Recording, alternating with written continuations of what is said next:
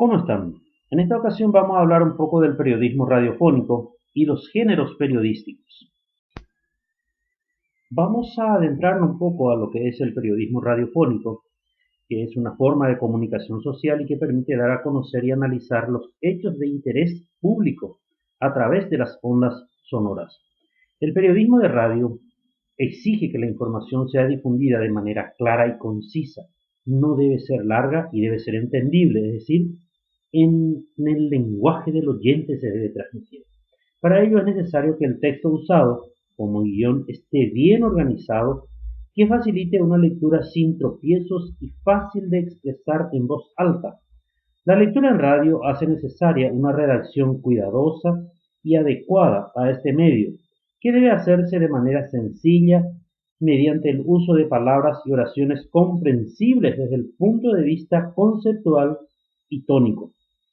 Conviene recurrir a la reiteración de ideas, es decir, dar a conocer un contenido y repetirlo con el objetivo de que la memoria del receptor lo retenga, ya que el mensaje radiofónico es efímero, es volátil, en otras palabras.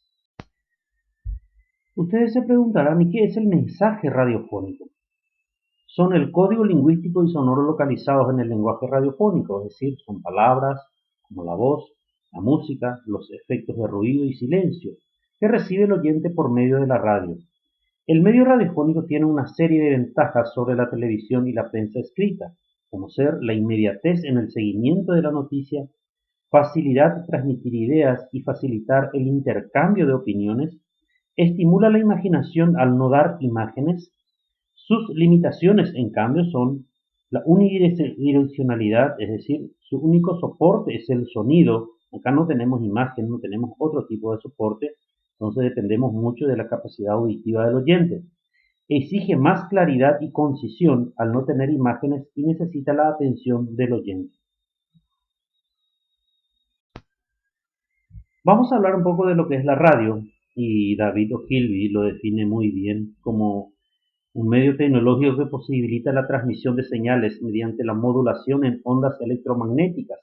Estas ondas no requieren un medio físico de transporte, por lo que pueden propagarse tanto a través del aire como del espacio vacío. La radio es el teatro de la mente, según este autor, y utiliza algunos recursos sonoros que componen el lenguaje radiofónico, como la palabra hablada, la música, los ruidos y el silencio. El periodismo radiofónico. El periodista radiofónico, es decir, que trabaja en radio, debe reunir las exigencias de criterio e intuición. Debe saber buscar, seleccionar, valorar y elaborar la información. Además, debe tener unas condiciones básicas para traducir a voz y sonido los hechos informativos. Tiene que dotarse de elementos de creatividad para integrar en un solo acto comunicativo todos los elementos expresivos de la técnica radiofónica. Es decir, este no puede ser un improvisado en la radio. Vamos a hablar un poco de lo que es el locutor. El locutor de radio se caracteriza por una magnífica agilidad mental, sí tiene que ser rápido para poder interpretar y leer todo lo que vaya aconteciendo a su alrededor, ya que en este medio prima el elemento de la inmediatez sin olvidarse de la capacidad de autocontrol en determinadas ocasiones. No puede ponerse a pelear, por ejemplo, con un entrevistado. La polivalencia convierte al periodista de radio en un comunicador de la información que ejecuta múltiples tareas como redactar, producir, editar, presentar, colaborar con producciones de distintos formatos como informativos, tertulias, debates, entrevistas, ya sea en directo o en diferido. Entonces, la labor del locutor es muy importante dentro de una radio emisora. Vamos a ver un poco los géneros periodísticos más utilizados en la radio. Entonces, la radio, como nosotros sabemos, es el medio en el que algunos géneros del periodismo clásico alcanzan su máxima expresión. Algunos ejemplos son la entrevista, el debate y la tertulia.